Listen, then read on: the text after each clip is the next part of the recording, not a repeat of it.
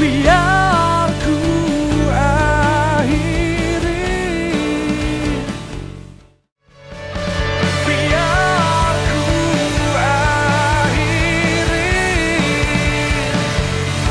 semua yang telah ku jalani. Kini ku berhenti, tinggalkan semua yang telah terjadi, tinggalkan mimpi yang telah ku jalani.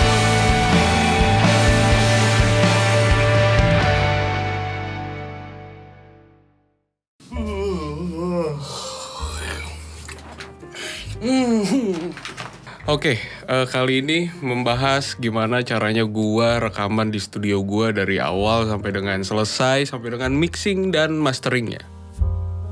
Setup tempo ini menjadi penting karena tempo ini menjadi landasan lagu lu kan. Lo nggak mau lagu lu itu berantakan, temponya acak-acakan dan nggak enak lah pokoknya didengar gitu. Nah, kalau lu nanya guide itu apa? Guide itu istilahnya kayak pondasinya. Guide itu bisa dibentuk dari suara gitar, gitar akustik, elektrik, pokoknya apapun yang bernada itu bisa jadi guide di situ. Guide itu istilahnya kayak pondasi lagunya juga. Intronya kayak gimana, verse-nya kayak gimana, nanti bagian-bagiannya tuh kayak gimana. Nah, itu semuanya ada di guide. Jangan berpikir guide itu harus bersih. Tidak. Guide itu istilahnya kayak ya kasarnya gitu. Nggak masalah dia nggak on tempo dan segala macam. Biarkan. Tujuannya guide itu hanya untuk membantu nanti rekaman itu sesuai dengan partisi dari lagunya. Setelah guide dibentuk, maka selanjutnya akan direkam adalah drum. Live drumnya langsung aja direkam menggunakan guide tersebut. Tapi kalau misalkan kayak gua kemarin itu adalah bentuknya MIDI, jadi ya udah dari guide-nya maka langsung dibentuk drumnya. Kita ngebatik di komputer. Nah, kalau lu nanya kenapa harus drum dulu, kenapa nggak gitar atau apa gitu? Banyak orang jago main instrumen tapi nggak jago baca tempo. Nah, makanya di sini kenapa gua biasanya abis guide itu adalah drum, karena drum itu bisa menjadi tempo. Jadi yang main gitar itu dia udah ngikutin groove dari drumnya gitu. Nah, setelah drum apa yang harus lo lakukan? Yaitu rekam rhythm gitarnya. Nah, rhythm nih ya dari awal sampai ending lagi. Ini gue saranin, jangan ngeteknya cuma 1, 2. Ya 2 oke lah. Tapi kalau 1 itu jangan. Kenapa? Karena kalau 1 lu nggak bisa tuh panning kiri kanan. Nanti suaranya tuh kayak semuanya numpuk di tengah. Lu akan kebingungan sendiri nanti mixingnya. Ada baiknya minimal itu seenggaknya 2 kali rekaman. Jadi enak tuh lo bisa kiri kanan kan nanti waktu mixingnya. Di studio gue lebih sering menggunakan rekaman itu sampai 6 kali. Iya, 6 kali. Padahal itu suara rhythm doang gitu ya. Suara rhythm di tag 6 kali itu enak banget. Karena kenapa? Gue bisa ngatur stagingnya. Ini kan ada 6 ya, berarti kan kita bagi-bagi lah. Kita bagi-bagi nih. Yang ini kiri kanan 100%, yang ini kiri kanan lagi sekitar 70%, ini kiri kanan lagi sekitar 50%. Jadi enak tuh stagingnya bener-bener apa ya, padat gitu di imager kita gitu. Nah, terus juga gimana dengan suara kayak misalkan gitar lead dan segala macem. Ya kalau lead mah lead yang dia melodi solo itu ya, itu mah 1 aja juga it's okay, nggak apa-apa, cukup. Dan kalau lu nanya kenapa nggak diduplikat aja gitu, maksudnya lu udah ngerekam 1 ya udah diduplikat aja banyak gitu. Nggak bisa, itu nanti terjadi in pace, minus dan plusnya ketemu bareng. Wah, itu udah repot banget dan suaranya nggak enak. Udah aja lu ngetek lagi, emang apa sih susahnya ngetek lagi gitu kan? Kalau ada bass masukin bass, kalau ada keyboard masukin keyboard. Dan yang paling terakhir dari segmen sesi rekaman lo adalah vokal. Kenapa paling akhir vokal itu? Karena vokal itu akan ngebentuk karakternya atau dia akan nyanyi sesuai sama yang dia denger kan. Kalau nanti ada yang kurang partisi instrumennya, nah itu tuh nanti si vokalnya jadi kayak ada yang kehilangan gitu. Biarkan vokal itu paling ending, biar enak aja gitu, semuanya sudah terjalin sempurna. Oke? Segitu aja partisinya, mungkin kita akan langsung bahas gimana caranya mixing mastering ya. Oke, sekarang kita mulai proses mixingnya. Dimulai dari suara drumnya dulu seperti biasa. Suara kicknya ini Bagian buminya, bukan bumi ya, tapi buminya, atau bisa dibilang suara bemnya itu. Gua nggak mau dia suaranya annoying gitu, suara bemnya. Nah selanjutnya di sini ada SSL yang channel strip, tapi sebenarnya simple sih, gue cuma pakai preset di sini. Nah tapi tetap gue tweak ulang lagi bagian EQ-nya. Nah seperti high-nya gue naikin, rada gue naikin karena gue kepengen suaranya lebih punch gitu. Bagian mid high-nya juga gue buka juga. Boxy-nya itu gue kurangin. Rada gue tebelin lagi suara low-nya. Terus selanjutnya di sini gue pakai CLA atau fat compressor di sini. Nah, cara nyetingnya sih gue simple. Di sini gue sekitaran -7 atau -5. Sekitaran ini suaranya tetap punch, tapi tetap kalem suaranya gitu. Kan kalau misalkan kalian setting di sekitaran -10 gitu. Nah, seperti itu kayak nggak kalem gitu suara kicknya. Kayak cedek. Nah, selanjutnya di sini ada pick controller.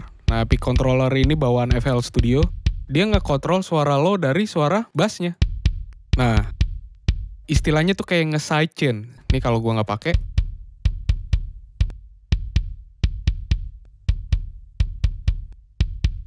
Nah, selanjutnya di sini ada snare topnya. Nah, lagi-lagi di sini gua pakai channel strip. Dan karena ini suara top ya, dia cenderung tuh lebih bulat. Nah, ini makanya suara high-nya nggak terlalu nimbul banget ya.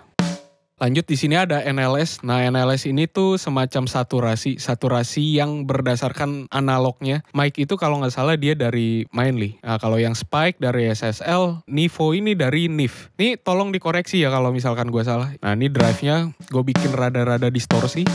Nah, suara mic ini nih suaranya tebel banget ya. Gue nggak pakai suaranya seperti ini. Kalau gue pakai. Nah selanjutnya di sini ada EQ, tentu gua cut di bagian low-nya, dan gua angkat lagi bagian teknya itu. Dan karena ini suara top ya, suara top snare itu resonansnya gua kurangin. Resonance tuh bagian yang tingginya gitu, bagian tinggi dari suara snare. Nah makanya di sini gua redupin nih suara resonansnya. Nah kalau nggak ada EQ suaranya seperti ini.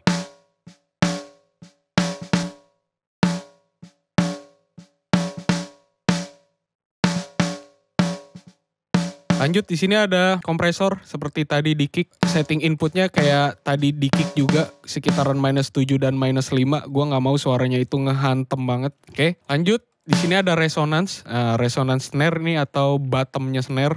Di sini gue pakai lagi SSL dan gue pakai lagi preset. Lagi-lagi ininya gue tweak ulang, gue cari sweet spotnya. Karena ini resonance, jadi bagian high-nya yang gue fokusin. Terus juga di sini ada NLS. Nah, tapi di sini gue pakai saturasi yang bawaan NIF. Nah, NIF kan kita tahu lah ya, NIF itu kan karakter high-nya tuh enak banget deh suara NIF tuh. Kalau gue nggak pakai, kalau gue pakai,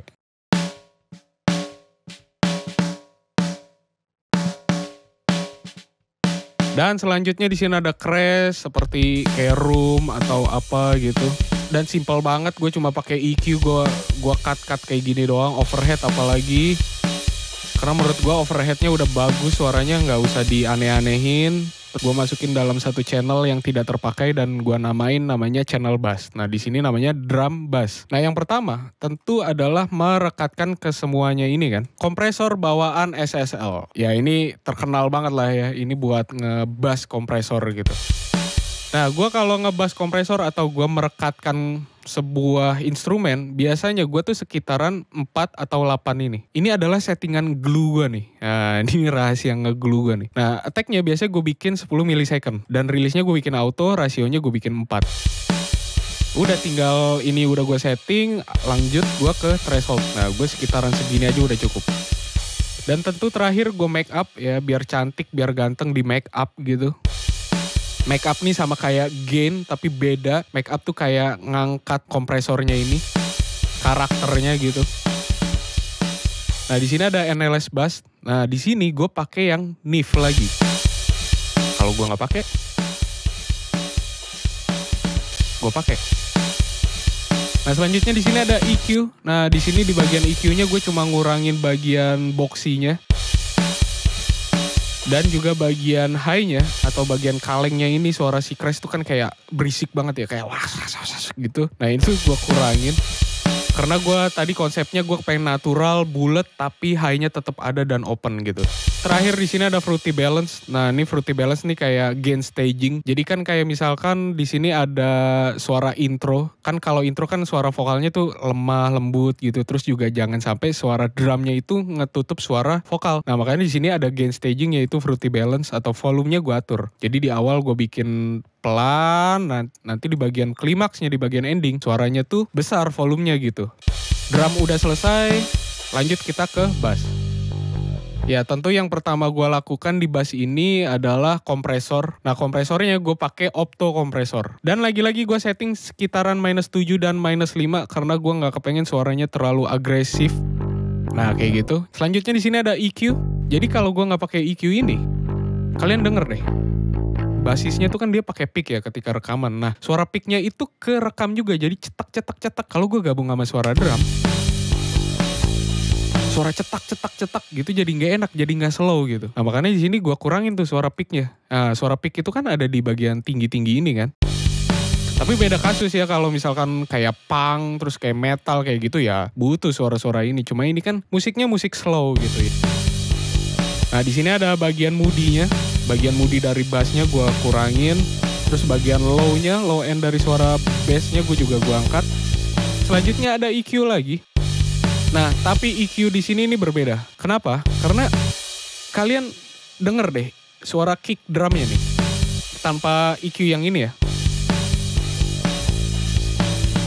Suara deknya si kick drumnya itu tuh kayak nggak punya temen kan. Kayak berdiri sendiri dia.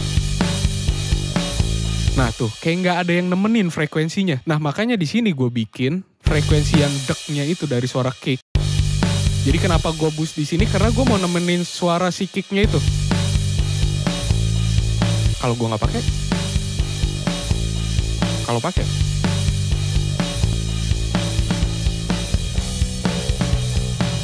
nah jadi suara deng. Nah itu suara bassnya juga ngikutin gitu, suara frekuensinya tuh ada yang nemenin. Lanjut di sini ada EQ lagi. Bass tuh kalau dia naik notnya, notasinya dia naik, biasanya suara bassnya gini, deng.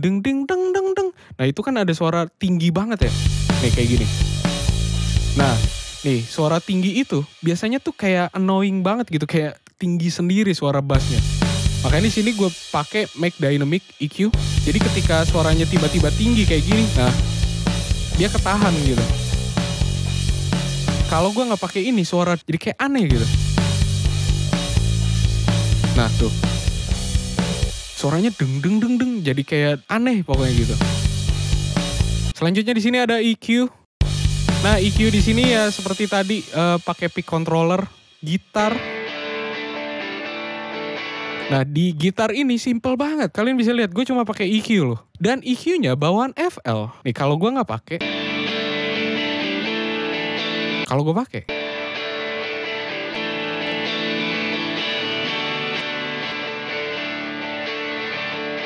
gue cuma ngurangin bagian-bagian yang moody kayak gini, moody terus juga suara kaleng nih, suara kaleng nih.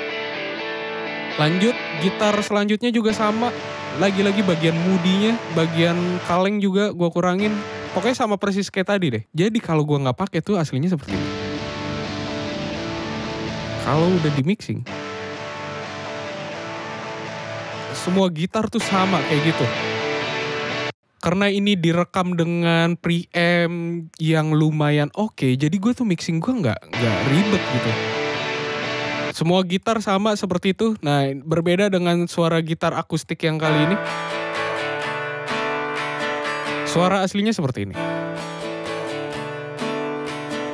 Setelah mixing, sama gue EQ, gue cut bagian yang tidak gue inginkan, terus selanjutnya sama bagian moodnya gue hilangin, tapi gue angkat nih bodinya, body si gitarnya. Dan selanjutnya di sini ada Kramer. Nah ini adalah yang menjadikan suaranya itu jadi rada ngedistort. Sebenarnya ini tuh karakter tape gitu loh, jadi kayak tape saturasi. Kalau gue nggak pakai, kalau gue pakai,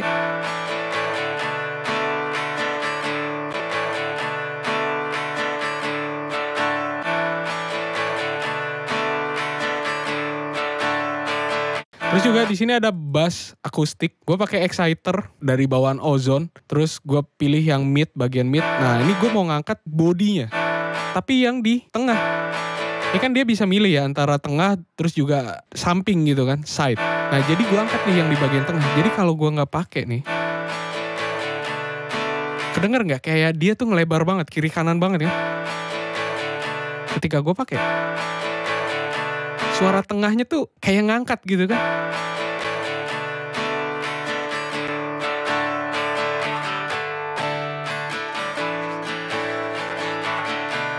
Jadi buat apa di tengah itu? Buat nemenin nanti vokal. Vokal ini kan mono kan, pusatnya ada di tengah kan, stagingnya nanti. Nah untuk nemenin si vokal ini, pakai frekuensi yang ini, frekuensi si gitar akustik karena dia enak suara bodinya. Terus tengahnya rada gua up, bagian midnya. Dan terakhir di sini ada EQ tentu. Ya tadi suara ininya tuh terlalu ngebus banget, jadi rada gua kurangin.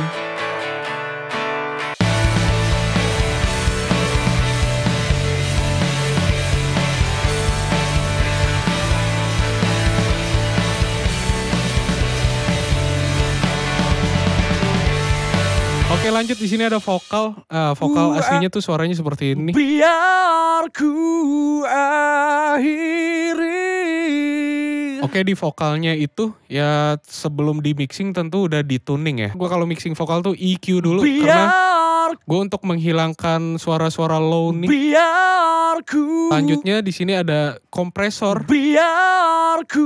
Peak reduction-nya gue bikin ya sekitar -7 inilah. Biar ku. Ya kayak gini settingannya. Pokoknya gue tuh paling seneng deh di settingan -7 tuh. Di situ gue EQ. Biar. Gimana caranya gue bikin suara vokalis ini sebelum gue mixing banyak hal. Gue kepengen suaranya di awal dia flat. Nah gue cari nih mana nih yang kira-kira membuat suaranya tuh berlebihan. Nih suara high di sini. Dan bagian low-nya di sini yang terlalu nonjok banget suara low-nya gitu. Jadi makanya di sini gue pakai mic dynamic. Terus selanjutnya di sini ada de-esser. Nah de-esser ini untuk ngirangin hiss-nya. Suara kan ada S kayak gitu-gitu kan kadang suka ganggu ya. Ini adalah karakter yang membuat vokal itu jadi ngangkat gitu. Nah suara rock ini sebenarnya suara tube nih. Jadi suara tube tuh kan kayak ada distorsinya gitu ya. Suara warm terus juga rada ngedistort. Nah high cut-nya ini gua cut.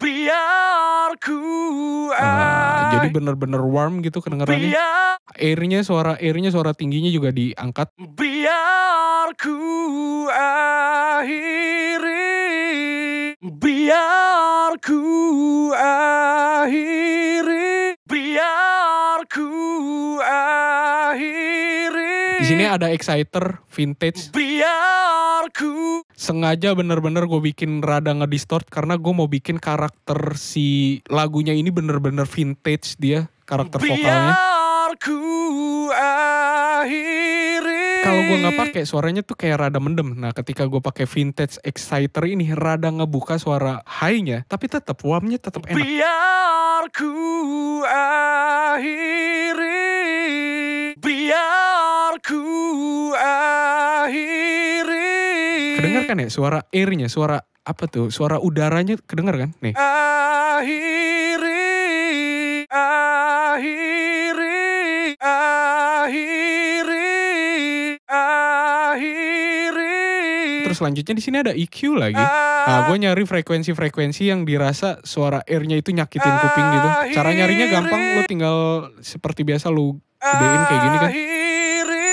Nah, nanti ketemu tuh suara-suara yang gak enak. Dan lanjut di sini, ini karena ini untuk karakteristik gitu, bukan untuk basah. Nah, basahnya ada di sebelahnya, biasanya gue bikin channel baru. Nah, di sini gue pakai voice centric. Intensity-nya ya gue cari lah. Terus delay-nya gue pakai, doubler-nya gue pakai, reverb-nya ya lumayan. Nah, di sini ya gue pakai edge delay. Nah, kayak gitu. Terus ada edge reverb di sini juga. Nah, di sini juga terakhir biasanya gue pakai fruity balance untuk apa? Ini lagi-lagi gain staging. Kalau kalian lihat ya, ini vokal ini dia tuh kayak ketika nyanyi kadang deket mic, kadang jauh dari mic, kadang deket lagi, kadang jauh. Nah, ini ketika dia jauh dari mic, suaranya tuh hilang. Nah, makanya di sini gue satu-satu gue cari ketika dia ngejauh, gue gedein suara vokalnya. Semua yang telah ku jalani semua yang telah ku jalani. Cukup segini aja video tutorial kali ini. Semoga bermanfaat dan terus konsistensi dalam berkarya. Jangan takut jelek karena yang bagus itu ya karya ciptaan Tuhan. Oke, cukup sekian video kali ini dan nantikan terus video gue selanjutnya. Oke, selalu gue ucapkan terima kasih.